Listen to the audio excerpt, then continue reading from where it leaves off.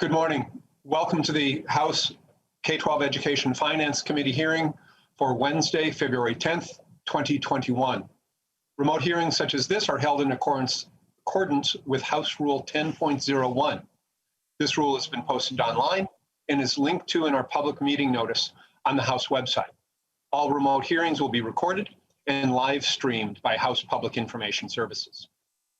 Members have the contents of their packets available to them virtually, and for the public, these same materials have been posted online. Members, if you're looking for all these items in one place, they are attached to the calendar event that you have that Ms. Burt sent for today. To get on the list to be recognized by the chair, members using the Zoom interface have the ability to raise their hand via the app. Ms. Burt will place your name in the queue to be recognized. Ms. Sunderland, would you please call the roll? Chair Dabney. Present. Vice Chair Sandstead. Present. Representative Kresha. Representative Kresha. Representative Kresha is going to be a little late. Okay, thank you. Representative Bennett. Present. Representative Daniels. Present. Representative Damas. Present. Representative Drazkowski. Here. Representative Erickson. Present. Representative Feist. Present. Representative Jordan. Present. Representative Marquardt. Present. Representative Mueller. Present. Representative Richardson. Present. Representative Thompson. Present. Representative Wolgamott. He's been excused for this morning. Representative Zhang. Present. And Representative Joachim. Present. That is the roll, and we do have a quorum. Thank you very much, Ms. Sunderland. Well, Representative Jordan, have you had a chance to look at the minutes for today's meeting? I have had a chance to look at the minutes from the meetings from yesterday, Mr. Chair, and I moved them. Thank you very much. Any discussion to the Jordan motion? Hearing none. All those in favor of the Jordan motion approving the minutes of our Tuesday, February 9th meeting, please signify by saying aye. Aye. Aye. All those opposed? Motion prevails. Thank you, Representative Jordan. Members, today we'll be discussing and laying over two bills. First up is House File 843, and then we'll move on to House File 146. Representative Jordan, would you like to make a motion, since you seem to be on a tear here this morning, to move House File 843 to be before the committee and laid over for possible inclusion or for further consideration at a later date? So moved, Mr. Chair. Thank you, Representative Jordan. Members of the committee and members of the public, we're aiming to lay this bill over by 10:55 this morning. Representative Chair Stephenson, welcome to the committee. You may proceed with introducing your bill. Thank you, Mr. Chair, members of the committee. It's such a joy to be before this committee on such an important subject. House File 843 is a bill that will provide financial stability to all Minnesota public schools at a time when stability is badly needed. Minnesota is, of course, a state that prides itself in its schools, and we absolutely should. They're critical to our remarkable quality of life. After all, businesses don't choose to locate in Minnesota because we have oil in the ground or low taxes, and they certainly aren't here because of the weather, as we have vividly seen over the last few days. Businesses are here because of our people. We have highly skilled, highly educated workforce in Minnesota, and that doesn't just happen. It's something we have to build each year and every year. And as my parents taught me in life, you get what you pay for. If you want to have a great education system, you have to pay for it. The problem is, in inflation-adjusted dollars, state funding for public schools is lower now than it was in 2003. That's an uncomfortable fact for me and for us as legislators that may want to talk about how we increase education funding every year. But it's true. We can't just set aside inflation. And we do it all too often when we're budgeting. And I tend to think that when you're attempting to budget, if you attempt to budget while ignoring inflation is a bit like attempting to fly while ignoring gravity. You're welcome to try, but the outcome is going to be ugly. So in that context, let me give the committee 3 reasons why this bill is needed. First, it stabilizes funding. Under our current model, the biennial funding cycle forces school districts to assume that no new funding will be available after the second year of the biennium. The reality is that every school district experiences inflationary increases in expenses separate from salaries and benefits, utilities, transportation, lease spaces, contracted services, some of the areas where district might experience a 5 to even 15% increase year over year. Without any guarantees for state funding, these expenses force a district to project deficits or gamble on increased state funding. This process leads to districts carrying fund balances to offset known expenses increases in the event state funding doesn't come through. A predictable state funding model may result in districts lowering fund balance amounts and reducing short-term cuts while waiting for state funding to be determined. Second, continuity of staffing levels, especially around retaining teachers in specific shortage areas and retaining teachers of color. By statute, school districts must let teachers know if they are rehired by April 1st. This is typically 6 to 10 weeks before the state funding is determined. Districts either need to cut staff as a precaution or overspend and hope funding is provided. Many people have shared that a large number of teachers leave their field in the first few years. And one reason for this is the uncertainty of positions early in a teacher's career. Even if the teacher is rehired, it may be in a different position or school. As we try to diversify our staff, our newest employees are frequently teachers of color. Combining this uncertainty with the challenge of feeling isolated in a predominantly white field of employment, it is understandable that some of your newer teachers of color are very frustrated.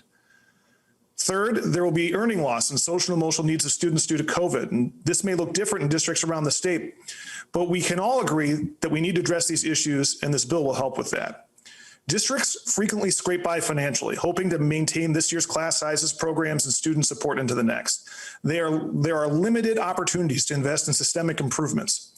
Much needed supports like counselors, social workers, and school-based mental health staff are luxuries at a time when expenditures increase faster than revenue. For example, my district that I represent, the state's largest school district, Noka-Hennepin, if they wanted to add an additional support staff for every 500 students, this would cost the district $7.6 million. 2% on the formula generates $5.8 million. Anoka-Hennepin may have the desire to add in these areas, but long-term ability to fund them is non-existent without stability in funding. So, Mr. Chair, for those reasons, I would ask the committee to give strong consideration to House File 843, and I know there are some testifiers that are happy to talk about this subject. Thank you, Chair Stephenson. I have 3 testifiers listed on the agenda. The first on my copy is Mike Redmond, Dr. Redmond, Superintendent of the Shakopee Public Schools. Dr. Redmond, welcome to the committee. Please state your name for the record and proceed with your testimony. Yeah, thank you, Chair Dabney. My name is Mike Redmond, and I'm currently the Superintendent of Shakopee Public Schools, and want to thank you and members of the committee for your time today.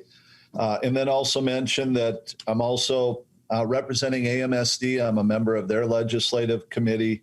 And MASA, I'm the current chair of their legislative committee. And ultimately, my goal today is, to talk about greater efficiency in E12 finance, my support for HF 843 through the lens of both a former economics teacher, which I was, and a current superintendent. And so with that, to kind of get a little bit more specific, going to hopefully present a rationale for why at least 2 and 2 on the general education formula and indexing the general education formula to inflation are both very sound economic ideas. And I like what Representative Stephenson said, help us in the way of making education finance much more predictable.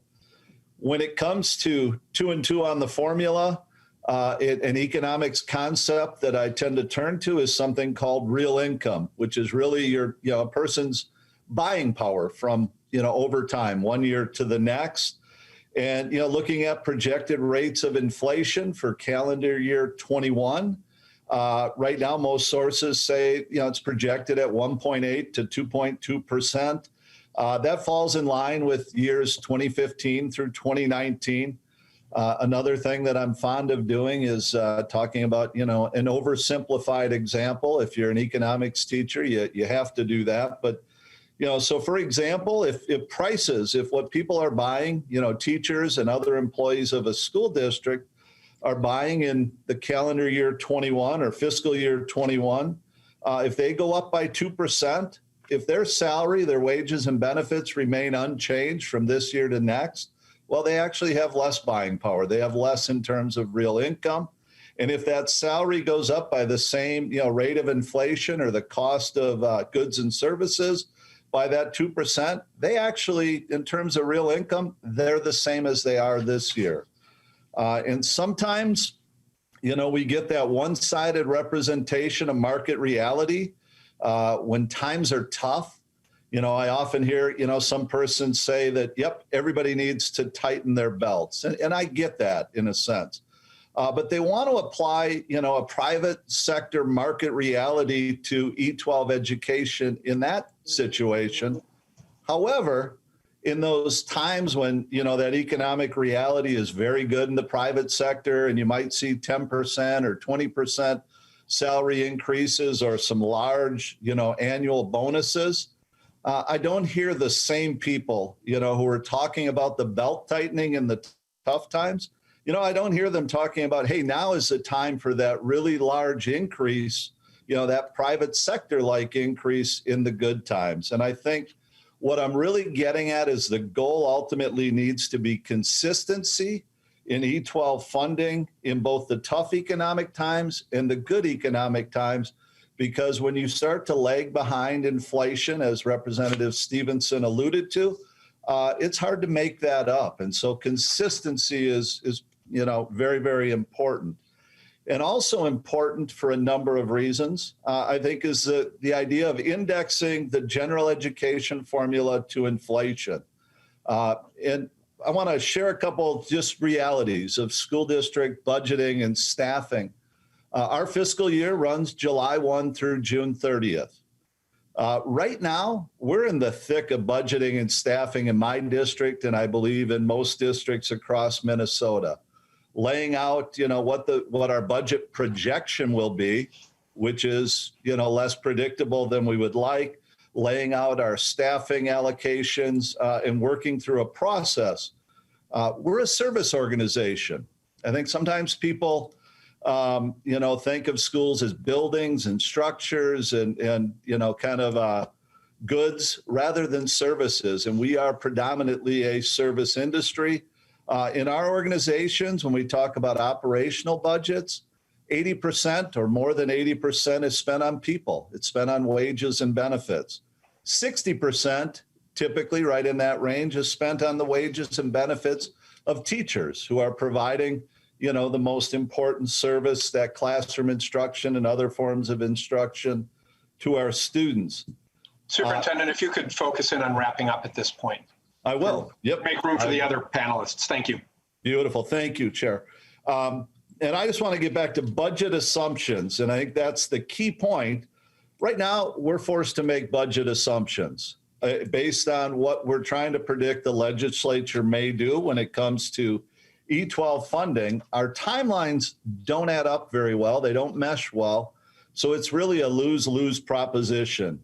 If we're too aggressive in the assumption, we end up overstaffed. Fund balances take unplanned hits, or you double cut in the following year. If we're too conservative, we end up releasing quality teachers, and things just don't align well. So again, I would just love to express my support for House File 843, and I'd be happy to answer any questions at any time. And certainly appreciate your time and service to our state, both the chair and the members of this committee. So thank you for allowing me time today.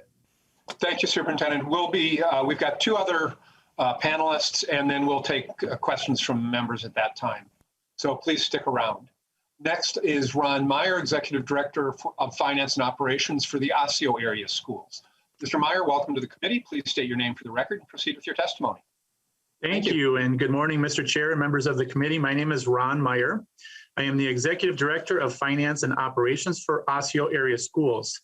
I want to thank you for the opportunity to speak with you today. I'm here to express our support for the proposed House File 843 and describes its potential impact on students and stakeholders in Osseo area schools.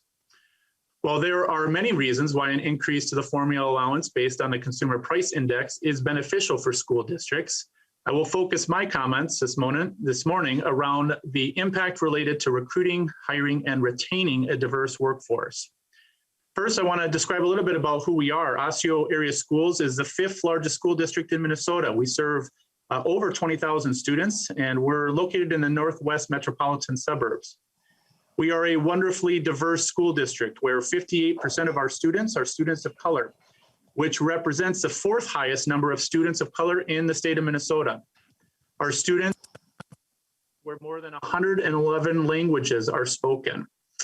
This richness and diversity has given us a sense of urgency in recruiting, hiring, and retaining a teacher and staff workforce that reflects the same diversity of the students and families that we serve.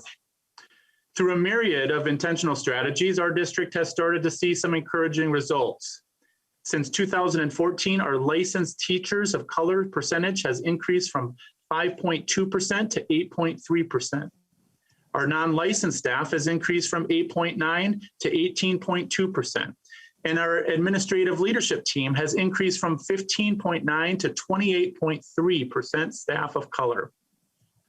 While we have experienced some success in recruiting and hiring teachers and staff of color, the real success indicator of our efforts will be based on our ability to retain those team members into the future. Stable and predictable funding is necessary to retaining a diverse workforce. To ensure financial sustainability into the future, we need to make decisions today based on realistic financial projections. And we do this by making budget assumptions that will impact our funding, including things like enrollment changes, as well as changes in state funding. In our current model, the assumptions that we make around state funding is typically very conservative and is based on a 2-year biennial cycle, not currently tied to the rate of inflation. The result of these conservative assumptions often is a projection for deficit spending in future years. As an example, because we do not know what the per pupil formula may be set at for next year and beyond, our conservative revenue assumptions have our district projected to be forced to make budget cuts of $5 million in FY23, $7 million in FY24, and $8 million in FY25. With over 80% of our budget allocated to teachers and staff, we will likely be forced to make reductions in staff to close this budget gap. Because many of our teachers and staff of color are lower in seniority, we risk losing the successes we have made in increasing our employees of color. Passage of House File 843 would ensure that school districts receive at least inflationary increases each year. This will give districts like Osseo Area Schools more stability in our financial projections and will limit cuts that will undoubtedly impact our recruiting and retaining efforts. So, Mr. Chair, members of the committee, thank you for your time and attention to this morning and for your consideration of this important piece of legislation. Thank you, Mr. Meyer. Next on my list is Sarah Weiss, school board member. Ms. Weiss, if you'd please introduce yourself for the record and proceed with your testimony. Welcome to the committee. Thank you, Mr. Chair and members of the committee. My name is Sarah Weiss, and I have the privilege to serve on the ISD 728 school board, which includes the communities of Elk River, Otsego, Rogers, and Zimmerman. I'm here today on behalf of not only ISD 728, but for all Minnesota children in school districts. More specifically, I'm here to express ISD 728 support for House File 843 and appreciate the opportunity to share my thoughts. House Finance Bill HF 843 increases the general education basic formula allowance by 2% per year for fiscal years 22 and 23, and links future increases in the formula to the increase in the CPI for that year. ISD 728, like other districts, continues to face budget reductions due to yearly inflationary costs. For example, inflationary increases total $3 to $4 million every year. Staffing, utilities, special education costs, etc. Formula increases required 7 years of budget cuts totaling $20.2 million for ISD 728 because they did not cover expenses. The cross subsidy alone in ISD 728 is approximately $11 million. In other words, we spent $11 million out of the general budget to cover costs for special education, which are mandated but not funded. ISD 728, like other districts, has incurred costs due to COVID-19 pandemic that were unexpected and not funded. While the dollars have helped cover costs related to PPE, technology for families at risk, mental health, etc., the funds do not come close to covering expenses related to staffing, childcare, etc. To adjust for inflationary costs and recoup unexpected expenditures, ISD 728 and other districts will need to continue to make reductions in areas to make up the shortfall. Historically, the legislature does not finalize funding until the end of the session. ISD 728, like other districts, begin to plan for the next fiscal year starting in January. Projections are based on a best guess funding formula with no guarantee of the actual percentage. As a result, districts are often required to hire people last minute or to let people go because their assumptions did not match what was actually funded. Funding through a stable formula allows ISD 728 and other districts to project future revenues with confidence and adjust future expenditures accordingly. Continuity for staffing levels, especially around retaining teachers in specific shortage areas and retaining teachers of color, would make all school districts better. Staffing for the upcoming school year starts in February. Staffing projections are based on a best guess funding formula. Funding dictates the number of staff and potential staff reductions. As mentioned previously, approximately 80% of every school district's budget are people. When stable funding is not provided, people lose their jobs unnecessarily, and oftentimes school districts are unable to retain highly qualified staff. Continuing contract law requires districts to notify staff prior to July 1st if their contract is non-renewed for probationary staff or they're put on unrequested leave for continuing contract staff. This process must proceed without knowing actual funding. Many of these staff seek positions in other districts. Many of the hard to fill positions, such as math, science, FACS, special education, have the highest probationary staff, creating retention and recruiting problems. Responding to the learning loss and social and emotional needs of students due to COVID, 2% funding and stabilization allows ISD 728 to direct sources to the SEL and other programs for students who have struggled during the pandemic. Without stability of funding, school districts cannot implement thoughtful and comprehensive programming to meet all of the unique needs students and families have, especially during times. If you could finish your comments, please. Furthermore, there must be a reasonable understanding that programs can continue one year to next. Thank you so much for the opportunity to share this information and for considering HS 843. On behalf of ISD 728 and all our school districts, I would like to thank you for your work and efforts to support our children and families. Thank you. Thank you very much. We have several members with questions. Representative Erickson. Thank you, Mr. Chair, and Representative Stephenson and Testimeyers, thank you. You all made a compelling argument to repeal LIFO, last in, first out. So thank you for making that point, especially you, Representative Stephenson. I hope you'll consider that in the future. But my question, Representative Stephenson, for you is, we can do increases to K-12 education on an annual basis or regularly for the biennium. Inflation is unpredictable. So, if we were to, just set a priority for increasing spending for education, because it's our obligation early in the session, we could do that, but we would have to reduce spending in other areas. So where would you propose that we reduce spending in other areas so we could do this due diligence to K-12 education? Representative Stephenson. Thank you, Chair Dabney and Representative Erickson. I disagree very strongly with the premise of your question that it would require offsets in other areas or cutting spending in other areas. I don't know that scarcity mindset is necessarily appropriate. And I also think that we have to recognize that our prosperity and quality of life in Minnesota is driven by educational investments. They are important and we should prioritize them. I think inflation actually has been remarkably predictable over the last few years. We've been in an era of very stable and very low inflation. That's very fortunate, and but we should plan around it.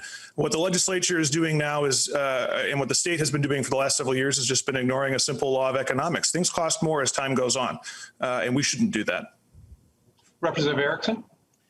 Thank you, Mr. Chair. Well, Representative Stephenson, we have other areas that we fund, other budgetary agencies, et cetera, that have a lot of programs connected. And I think we could take a serious look at how we could reduce spending there so we could do the due diligence to what's being requested of us for our K-12 students.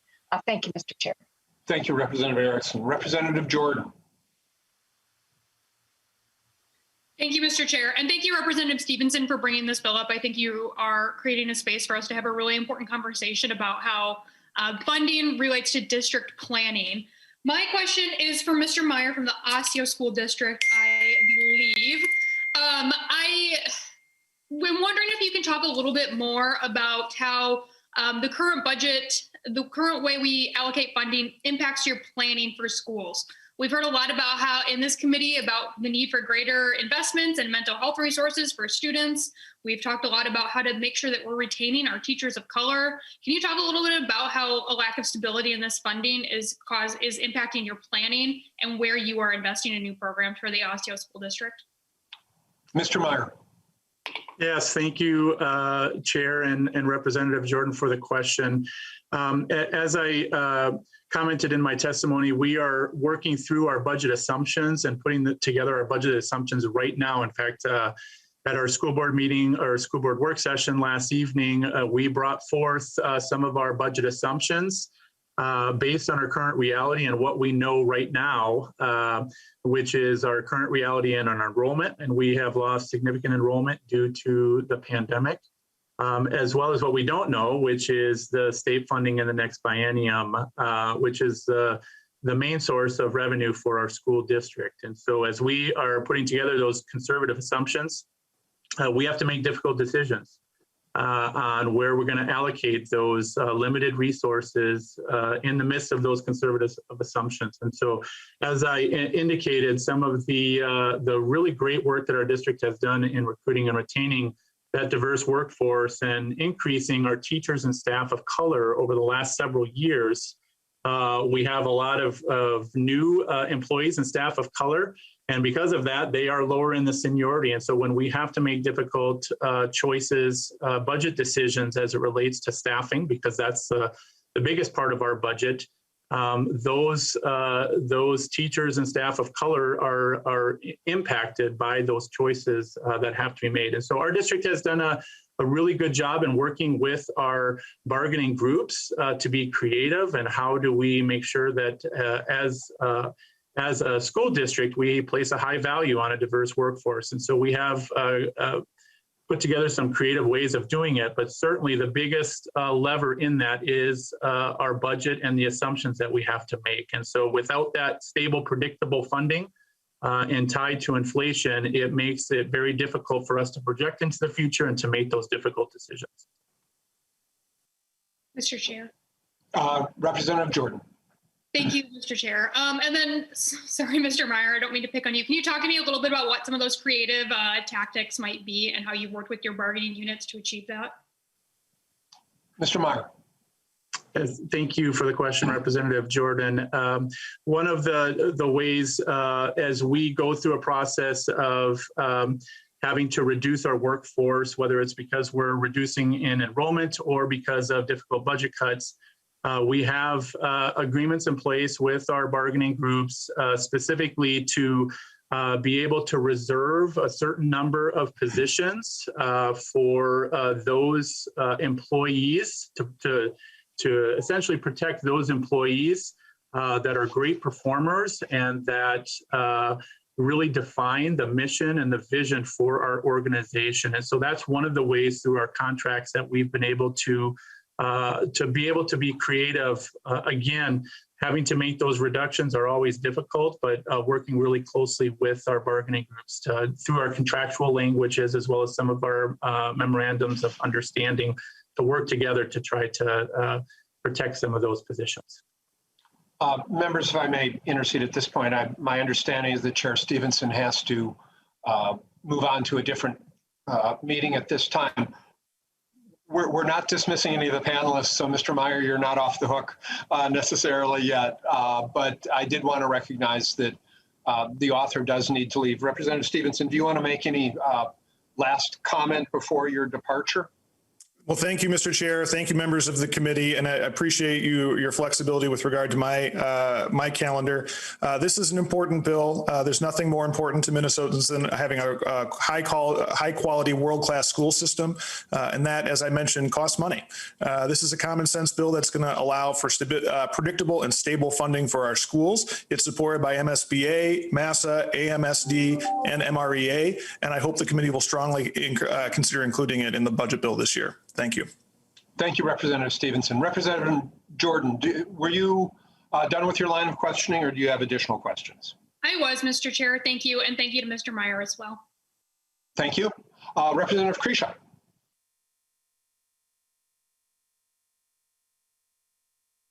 Sorry, thank you, Mr. Chair. Just a quick question, so to the panelists, and I guess I understand that the author had to leave. I wish that hadn't happened to keep the conversation, but I understand. To the panelists, there isn't many members on this committee that wouldn't like to see a budget that helps our local school districts and helps you with the jobs you have in front of you. The question is, how do we get there? So, I mean, we hear this every session, every biennium, that this is a viable idea, that something's being proposed. The question that I have for you is, just like you, we have to adhere to budgets that are finite. How do we get there? Are there mandates we can reduce? Are there other areas that we can help you with to get to this stability, knowing there isn't an infinite amount? And so whoever would like to answer that. Who would like to take that from the panel? Superintendent, I was going to say, I think you said you were an economics teacher, so we'll go there. Superintendent? Yeah, thank you, Chair Dabney and Representative Kretschuk. The reality is, you know, we've exhausted nearly all of those things. When we look at, you know, we're so used to working from a level of scarcity and trying to build efficiency into the process. Part of the reality of indexing the general formula to inflation is part of how we do things, you know, working in partnership with the legislature. You know, every couple of years, we spend an inordinate amount of time discussing what percentage, should go on to the formula. And there appears to be a fairly strong agreement when we look over time that, you know, most people will recognize that real income, you know, if we're not increasing the general education formula by at least the amount of inflation, we're actually, in terms of real spending power, decreasing our funding of E-12 education. And so taking that off the table then allows us to use some of that time that we tend to spend every couple of years talking about what percentage on the formula and really dig into. We've had a finance task force that has done a lot of work. There are areas that we can gain efficiency. We can also prioritize, and ultimately any budget comes down to what you're prioritizing. I'm incredibly comfortable working, you know, we need to balance our budgets like you. To me, you know, E-12 education is an incredible top priority. It's about the future of our state. It's about the future of our economic prosperity. It touches every aspect of every citizen's life in one way or another. And I think just eliminating that discussion, which is a pretty low-level discussion about the formula, would allow us to dig in and try to find ways where we can, you know, hopefully find some efficiency. But to be quite frankly, in my district, we're in the process right now of cutting $7 million. So we've been operating out of scarcity. It's not what would we like to do. It's what we have to do with the scarce resources we have. Representative Kretschuk? No follow-up. That's fine. Thank you. Representative Joachim? Thank you, Mr. Chair. And actually, Superintendent Redmond kind of answered my question already. I was going to ask about the stability that adding inflation onto the formula would give schools in planning.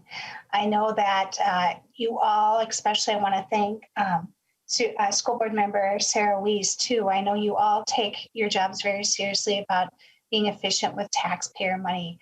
But inflation, from what I understand, and maybe you could touch on it again, would give you that sense of stability for planning. That's a separate discussion than putting money on the formula, because we haven't even caught the formula up for inflation to about 2003.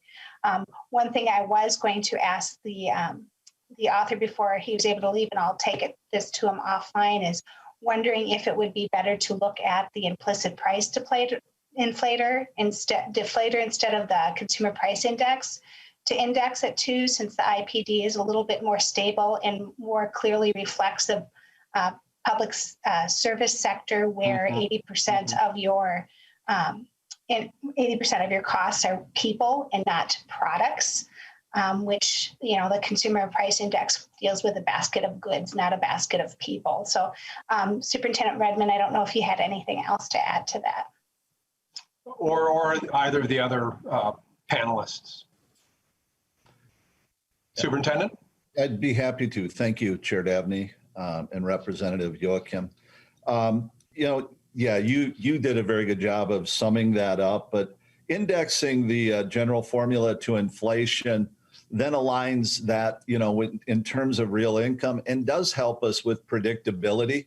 Currently, right now, the real life example in my district is we are coming up with budget assumptions for the next 2 years, the biennium, if you will. The only kind of actual data information we have, is the Due North plan released by Governor Walz, which indicated, what their goals or thoughts are. Everybody else, the February budget forecast is an important piece. So knowing that if we could trust that it were going to go up by the rate of inflation, and I think a further discussion about which deflator or which measure of that, it's an important one, that would help us to focus that particular piece of our budget assumption much better than currently. It's not the be all end all. There's still going to be assumptions on enrollment, but we spend a lot of time predicting those, finding nuances year over year. Obviously in a pandemic, that goes out the window, but most years we're pretty good at predicting enrollment. Knowing that the general formula would be indexed to inflation helps to do a better job with those assumptions, and then we wouldn't miss the mark by as far as we currently do in either direction. And they're both bad directions. We lose either way if we're too aggressive or too conservative in our assumptions. And that's maybe the economics part of me. Either of those is really inefficient. So thank you for the question. Thank you. Representative Youakim, anything else? No, thank you, Mr. Chair. Not for now. Thank you very much. Representative Drazkowski. Thank you, Mr. Chair. Thanks to presenters. I guess I'd have a question for any of the presenters, Mr. Chair, and that is the private sector has hemorrhaged jobs and thousands of businesses have been lost. These are the people that you are asking us to force to cough up more money, according to the author of the bill, to take more money from them in order to fund you going forward so that you don't have to make difficult decisions. Those decisions in the private sector have already been made against the will of everybody. My question is, Mr. Chair, I don't know of a single government employee that has lost their job because of the pandemic since it began. We have bus drivers that are working in their basements. So the question I would have for the presenters is, how many employees have they lost due to the pandemic, and what does that represent as a proportion of their employee base, and what is their percentage of pupil loss since the pandemic began? Those are my questions, Mr. Chair. Thank you. Would any of the panelists care to respond to Representative Drazkowski?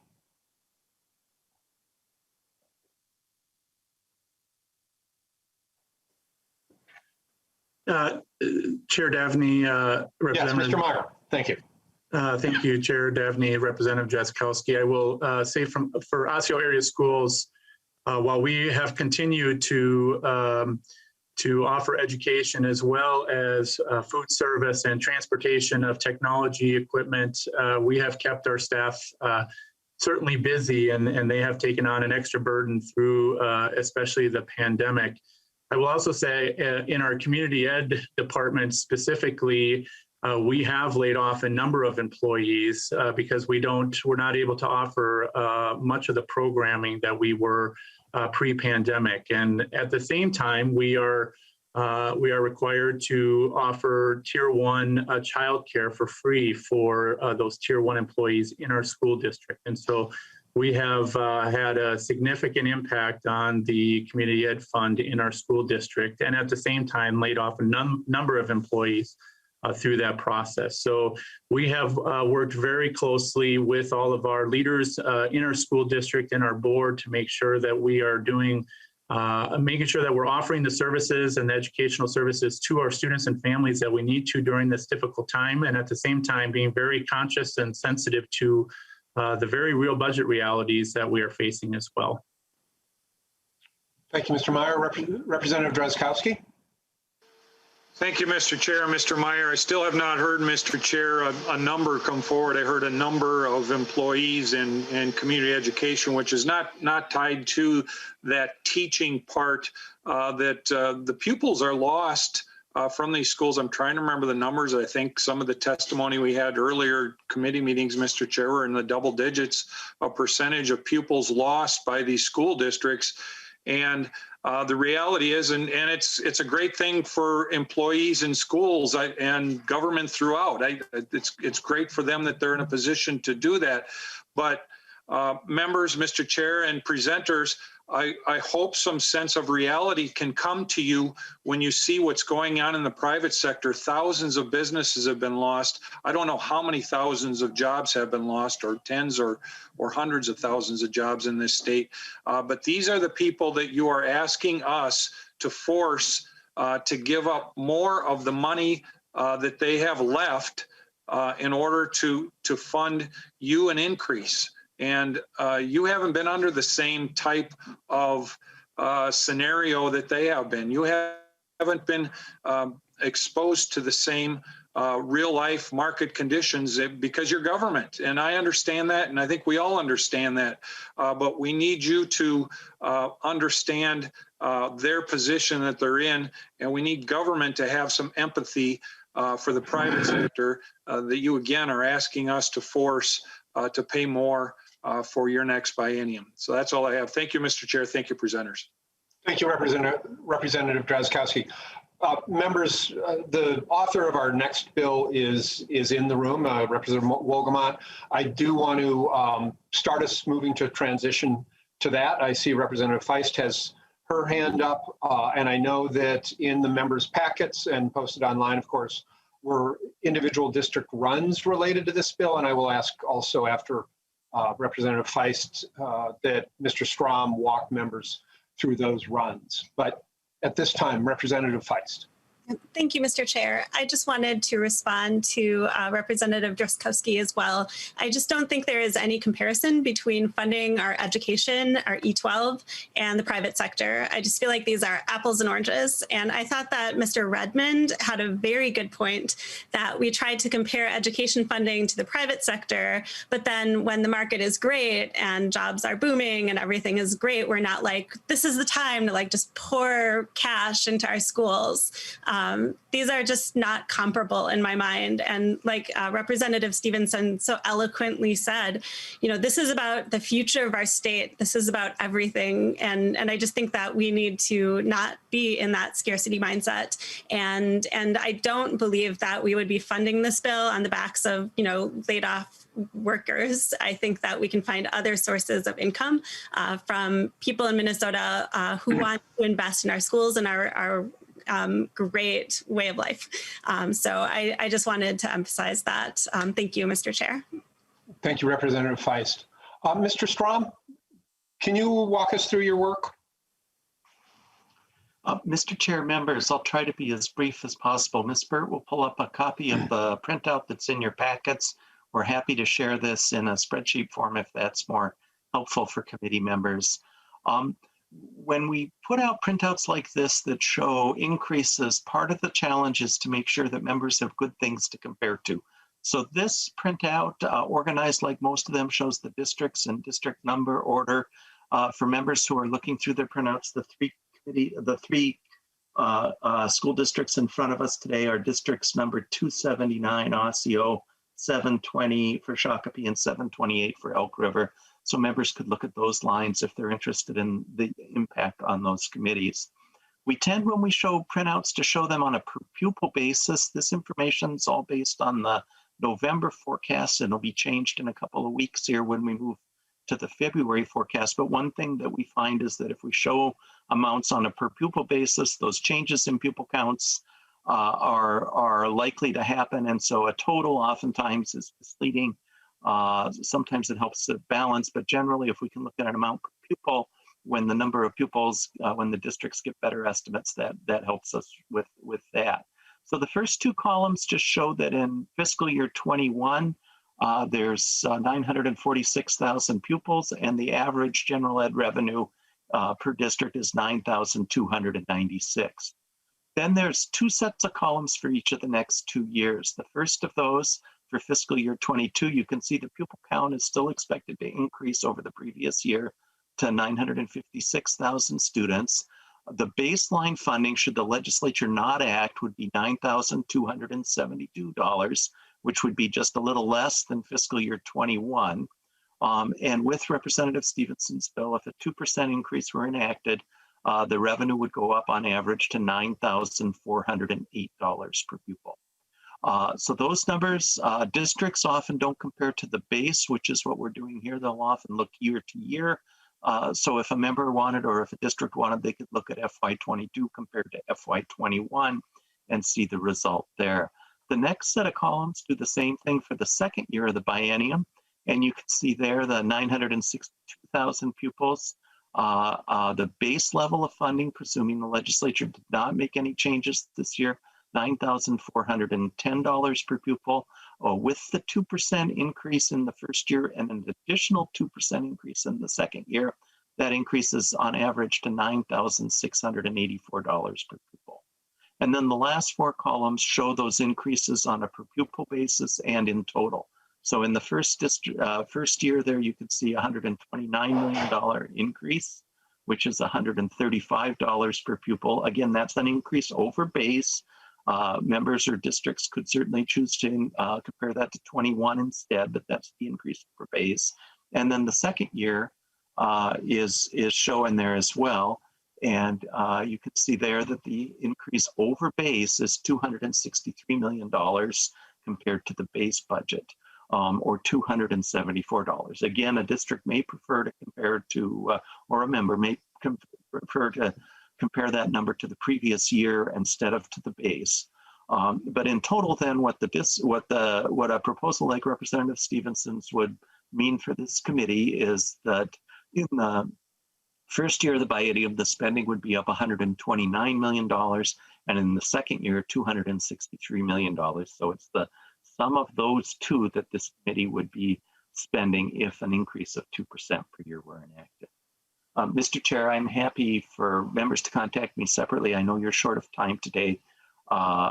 If members would like to have a more detailed discussion of the printouts or what it means for their districts. Mr. Strom, thank you. That is a spreadsheet that might take a little chewing on for any number of us, but thank you for producing it and walking us through it. Any last comments or questions before we transition to Representative Wolgamott's bill? Seeing none, I want to thank the 3 panelists for joining us today. Representative Jordan renews her motion that House File 843 be laid over for possible inclusion in a future bill. Thank you all very much. Representative Wolgamott. Well, thank you very much, Mr. Chair. Good morning to you, and good morning to my fellow committee members and to the public who's tuning in. I'm here before you this morning to present House File 156, which is a bill to create a Tier 3 Education Partnership Program grant, as well as to provide increased funding to existing education partnership programs. Education Partnerships Coalition members are Austin Aspires, Cradle a Career in Rochester, Every Hand Joined in Red Wing, Generation Next in the Twin Cities, Northfield Promise, Northside Achievement Zone in Minneapolis, St. Paul Promise Neighborhood, and United Way of Central Minnesota. Best for last, in my opinion, because that's who serves my community in St. Cloud. The coalition engages more than 120,000 youth and their families all across Minnesota. This really is, metro, suburbs, greater Minnesota partnership. The coalition members take a birth to career approach to eliminating Minnesota's worst in the nation opportunity gaps. All coalition members are locally controlled, data-driven, public-private partnerships. This collective impact focus brings communities together to enact solutions that improve outcomes for children and families. Chair members, like I said, this is a unique coalition with both urban, metro, suburban members, and it's been recognized as a national leader in collective impact. This year, EPC members have served their communities through the COVID-19 pandemic and in the face of continued racial injustice. Members have led in ensuring hundreds of students have devices and Wi-Fi access for distance learning. They've distributed thousands of boxes of food and provided hundreds of thousands of dollars in emergency rental relief. But despite the coalition's best efforts, families are continuing to struggle throughout Minnesota. Without swift and bold action, our families are in jeopardy of falling further behind. Mr. Chair, members, now is the time to invest in our students, invest in our parents, and invest in our communities so that 2 generations of Minnesotans can thrive. That's why I'm asking for your support for House File 156. And with that, Mr. Chair and members, I would like to turn over to my testifiers. With that, Representative Wolgamott moves that House File 156 be before the committee and laid over for possible inclusion or further consideration at a later date. Representative Wolgamott, I have 3 panelists listed on the agenda who've previously contacted us. We'll start with Sandra Samuels from the Northside Achievement Zone. Ms. Samuels, good to see you. Welcome to the committee. Please state your name for the record and proceed with your testimony. Thank you so much. Thank you, Chair Dabney, members of the committee. My name is Sandra Samuels, and I am President and CEO of the Northside Achievement Zone. Thank you. Wonderful to be here. Thank you so much, Representative Wolgamott, for being the chief author of this important legislation, along with all of the bipartisan co-authors. I really appreciate you. I've been before this committee before, and again, the Northside Achievement Zone exists to permanently close the opportunity gap and end generational poverty as we know it in North Minneapolis. The whole premise of ours is the power of place. We are partnered with our partners across the state of Minnesota, but also across the country. And these are all places where we know that schools can't do it alone. And when schools and community unite, we are pretty unstoppable. And we are working on both the racial achievement gap, but also ending systemic poverty.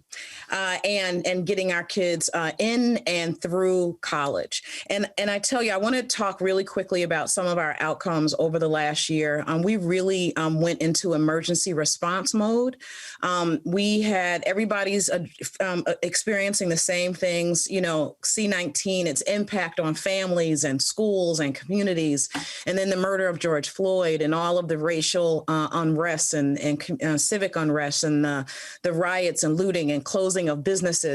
And right now in our community, I want to focus on the children, but we're a 2-generation approach. They are dealing with wanton violence. And so the trauma on top of not having the security of parents having work, knowing where their next meal is going to come from, whether they can pay their rent. 74% of our families make $30,000 or less, and not having the security of school, even though our children are about to return to the classroom, the primary age scholars. It has been a tumultuous year. And so we pivoted as much as we could. And you can see from the report some of the things that we focused on over the last year, and we're still focusing on, really trying to step in and fill the gap of where the schools used to be able to provide so much support. Namely, a couple of things. We've given out over $300,000 in cash assistance, something we've never done before. We'll be giving out at least $200,000 more gift cards to families, $100, $200. They are really suffering right now. We've given out over $300,000 in rental assistance. And I tell you, it's been incredibly needed. We will do that again. And here's the power of the partnerships that we have arrayed around our schools. We spent the last decade building trust.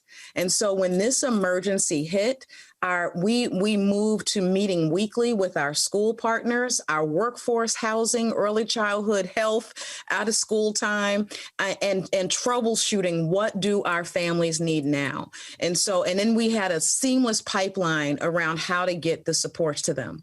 We also turned into, and again, because the schools, weren't in session, we also turned into food providers. And you can see from the report that we, in partnership with Second Harvest and some local organizations, gave out 43,000 meals. We continue to give out meals, 36,000 pounds of food. And that was 100 families got those delivered to their homes. In terms of technology, getting at the racial divide, we have given out 726 Chromebooks and iPads, 719 headphones. We invested in access for 1,000 families to get broadband support from Comcast. And then around safety, in terms of the community, we've given out 140,000 masks. And we have also, we're engaged right now. And any of you who are in Minneapolis, you'll start seeing a huge public relations campaign around masking up and not having in addressing the fact that our community is disproportionately vaccine hesitant. And that's what the PR campaign. So we're wrapping buses and doing billboards, continuing to give out masks, getting testimonies from people in the community who look like the families that we serve, who have been vaccinated and are still living and healthy. We are trying to narrow the tutoring gap, and we are working with our partners, Reading Partners and Reading Corps, still in terms of tutors for our scholars, still investing in after school. Right now, we're thinking really hard around summer programming and how to get as many students in vital summer programming that both addresses the academic loss, but also the trauma that they have gone through during this whole time. And the thing I'll end with is, we have the mental health supports are serious. And boy, I tell you, I feel like the schools will need the education partnership more now than they did before we faced what we faced in 2020. One of our key mental health partners is Washburn Children's Center, and they have gone to telehealth like we have, like our workforce partners have. Virtual. So they've gone to telehealth. We do our parenting education classes online now, for example. But Washburn can see more of our families and they can see more of our children because of that. And so we're working hard to make those connections. And I want to close by just thanking you for your support. You all may have met, I think, one of our moms who used to come to the Capitol a lot, Salima Salid Din. And she had children school age and early childhood. And Salima died 2 days before George Floyd of an acute asthma attack. And that had everything, that was totally preventable, had everything to do with her heightened levels of depression as well. Many of our parents, it's not just the students, by the way, it's the parents, it's the teachers.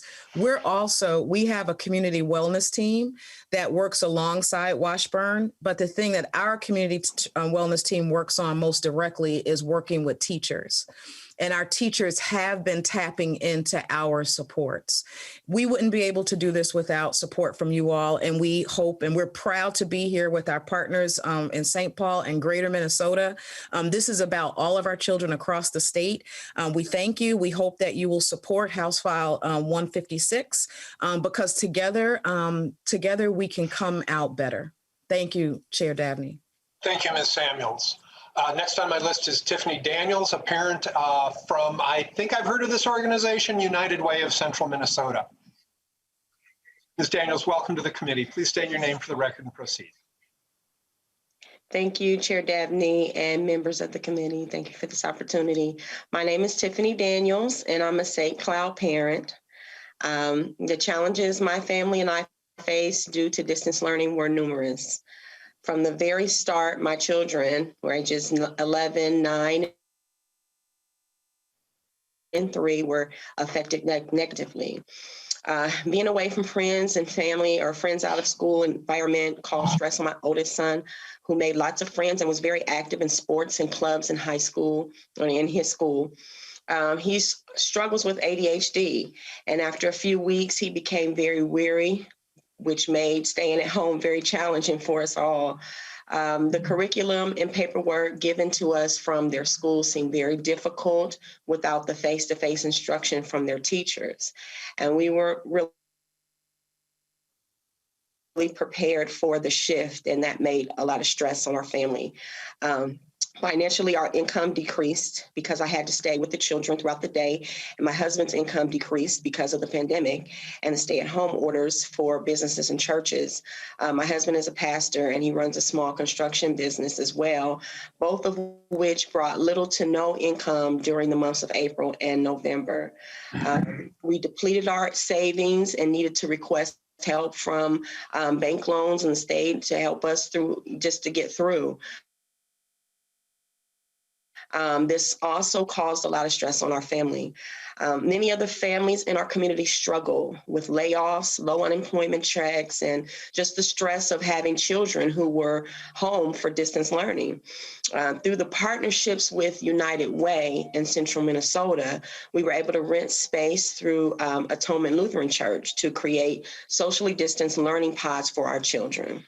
And this allowed parents to go to jobs or job search and leave their kids in a safe environment while being supported with their distance learning. Once the word got out, our numbers continued to grow. Although we had to turn some families away just due to being short on volunteer staff and space, we were still happy to help all the families that we were able to help.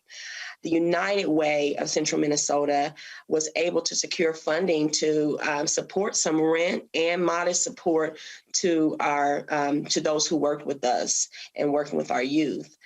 They connected us with training to better support the students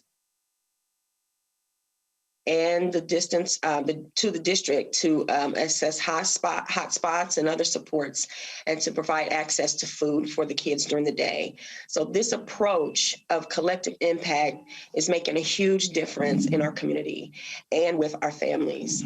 We're still desperately trying to recover from all of the challenges from the pandemic and the difficulties we're faced, and we're yet to face, are yet to be seen, but we pray for the resilience and the protection of our kids daily, and we're grateful for the opportunity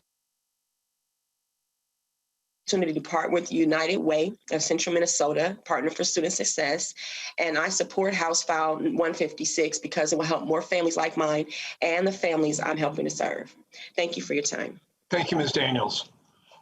Last of the three speakers, I'm going to ask for help with your first name. I'm going to try Xochitl Valdez. Yes, sir.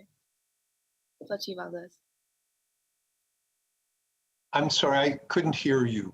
Xochitl. Xochitl? Yes. Xochitl Valdez, welcome to the committee. Please state your name for the record and proceed with your testimony. We're looking forward to it. My name is Xochitl Valdez. Chair Dabney and members of the committee. My name is Xochitl Valdez. Northfield Promise Torch Program has been another home for me. It's like the home I never had, and sometimes I feel like it's more welcoming than my own house. The staff feels like family, and I've talked to Torch staff about my problems that I've had when I haven't felt comfortable even talking to school or counselors or my parents. The middle school and high school Torch staff have been important role models to me. They do unnecessary things to make students feel better. They do more than their job and go above and beyond for us. They are really open to all types of cultures, and they help us express ourselves and our culture without being ashamed or embarrassed of anything. Being in Torch has given me awesome experiences that I never thought I'd be able to do. I got to do things like Tai Chi, going to camps I couldn't afford like Manojin and Camp Pepin, and they have helped me feel more comfortable being involved in school. Torch helped me pay for sports I couldn't afford, like wrestling, lacrosse, and volleyball.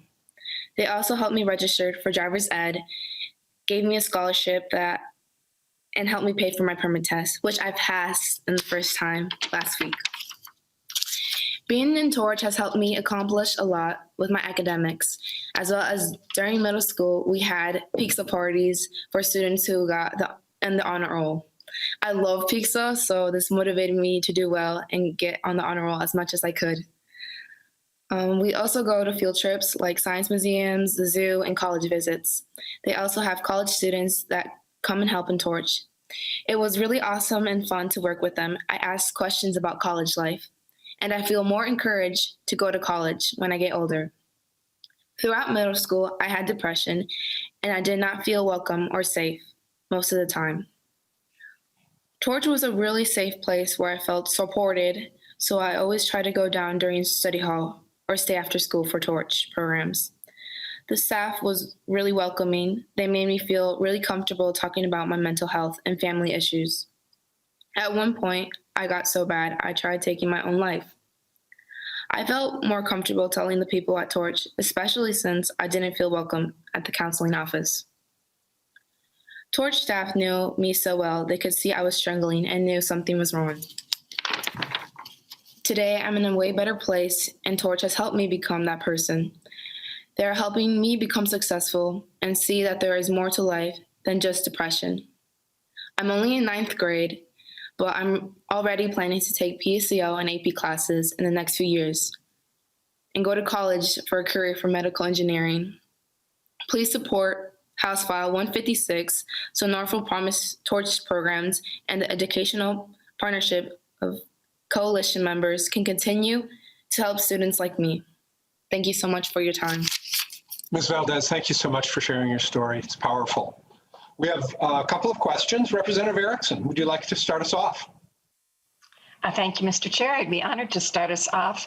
You know, what's so amazing about the Northside Achievement Zone, the St. Paul Promise neighborhood, the program in St. Cloud and throughout the state is that they're partnerships with community.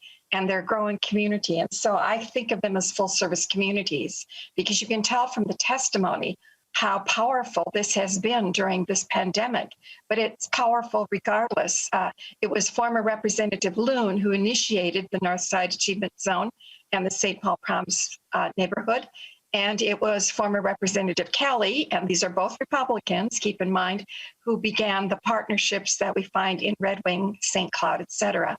But the testimonies that have come from Ms. Daniels and Ms. Valdez are so compelling for us to realize the importance it is to be able to have a partnership within your community, to call on the community to help in times of need, but also to work on the goals that I know Ms. Samuels has initiated for the Northside Achievement Zone. They've done amazing work. And now to hear, you know, how they are extending their help with our students in learning and the pods that Ms. Daniels talked about. So great that we had those for those children to take advantage of during their time away from the regular classroom. So, you know, my support is there for these kinds of full service communities. And I hope that when we see the February forecast, that we can proceed to provide more help for them. I haven't signed on to the bill yet, which I promised Ms. Clark I would do, but I need to see the February forecast before I commit myself to that. But I have great respect for this program. So, Mr. Chair, those are my comments about this proposal brought forth by Representative Wolgamott. Thank you. Thank you very much, Representative Erickson. Representative Thompson. Thank you, Chair. Not a question, this is more of a comment to Sandra Samuels. I'm a fan. I'm a fan of the work that you guys have done in the community. It's very effective work. I spent a lot of time talking about culturally competent, culturally intelligent organizations. A lot of times people make decisions for us that aren't for us because they don't know us. A lot of times decisions are made for us without us at the table. And so a lot of times we're on the menu as opposed to being, and so I want to say personally, thank you so much because I spend a lot of time and it sounds like I'm only speaking for Black men and women when in all actuality, Black children our focus, our investment. I heard someone ask, how we find the money? Well, I believe that these budgets are a moral compass and we can put whatever we want to in these budgets. Are these kids, our children, is that a good investment for each and every one? Like, I want people to look in the mirror and ask yourself that. Are our kids a good enough investment to invest in? I think we should invest wisely because the payoff will be greater later. I want to say thank you, Sister Samuels. If you can, give Brother Don a huge hug for me. I'm a fan. I listen to you on the radio, and I know the work that you do. I wish that work can come to St. Paul, North St. Paul, West St. Paul. Man, and I'm hoping that people see the importance of the work that you guys do in our community, and I hope that you continue to do the work, and God bless you and your family. Thank you so much.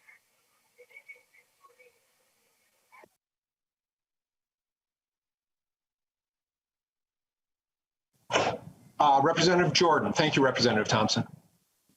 Thank you, Mr. Chair, and thank you, Representative Wolgamott, for bringing this bill forward. I do want to thank NAS, especially for supplementing the 5 million meals that Minneapolis Public Schools distributed to families across the city, not just those enrolled in Minneapolis schools. So I know that those meals and that supplement of NAS really helps.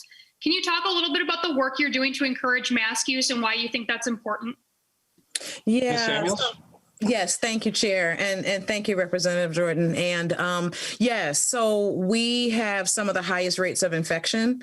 Black Minnesotans, I think it's 10 times the rate, and just because of the risk factors. If you look at a heat map of the city of Minneapolis, North Minneapolis is on fire, and so we need our community to be safe. And so a lot of them went to schools and families and early childhood centers, and really promoting the culture of being safe. And I'm glad that we are able to really lean into now so it's the mask wearing, but now for us it's also the vaccine taking. And again, there's a lot of reasons why people in our community distrust the medical establishment. And there's a history with the African-American community. And so we want to do what we can to mitigate that. Representative Jordan. Nope. Thank you, Mr. Chair. Thank you. Representative Mueller. Thank you, Mr. Chair and members. I just wanted to give a shout out. Austin Aspires is right in my district, and one of the reasons why I wanted to sign onto this bill is because of that. I just really appreciated Ms. Samuels talking about how we have built trust in our community for the last decade, and that's exactly what we need to be doing when we think about partnering with our schools. I know Austin Aspires. I have actually been on the board of Austin Aspires before I became a legislator, and have worked with them as they created mentoring programs, as they have done other things in our community, as our community population has shifted quite a bit in the last 20 years. And it's been such a beautiful partnership with our schools and with Austin Aspires. And so thank you, members, for supporting the bill, and for Representative Wolgamott for authoring it. And it was a pleasure to be a co-author on the bill. Thank you, Chair. Thank you, Representative Mueller. Representative Wolgamott, I think it's back to you, sir. All right. Well, thank you, Mr. Chair. I thank you, members, for taking the time to hear our presentation. And I really want to give a thanks to my testifiers who stepped forward and shared those courageous and powerful stories. You know, a lot of times at the legislature, we get lost in numbers on spreadsheets, and you coming in and having the courage to share your experience, to share what this partnership has meant to you and the difference that it's made in your life, I know really hits home for all of us. So thank you so much to my testifiers. And Mr. Chair, members, I ask that we do right by our students, that we do right by our families, and that we do right by our communities all throughout the state of Minnesota, and that we give full consideration and support for House File 156 in our committee's omnibus bill. Thank you very much, Mr. Chair. Thank you, members, and thank you, testifiers. Thank you, Representative Wolgamott. Let me also extend my appreciation to the testifiers. Thank you for taking the time and sharing your stories from around the state. Members, I think before we close today, let me just observe that today, really, I think we had some opportunities to dig into some important bills and perspectives, and maybe start the conversation the committee needs to have about, do we wait to see if we have the money to fund these programs, or do we see these programs as valuable and go out and find the money then to provide these programs in the state and these approaches? So that, I imagine, will be some of our discussion and deliberation as a committee for the next several months. I look forward to being a part of that. We will see you all back here tomorrow Thank you all. We are adjourned.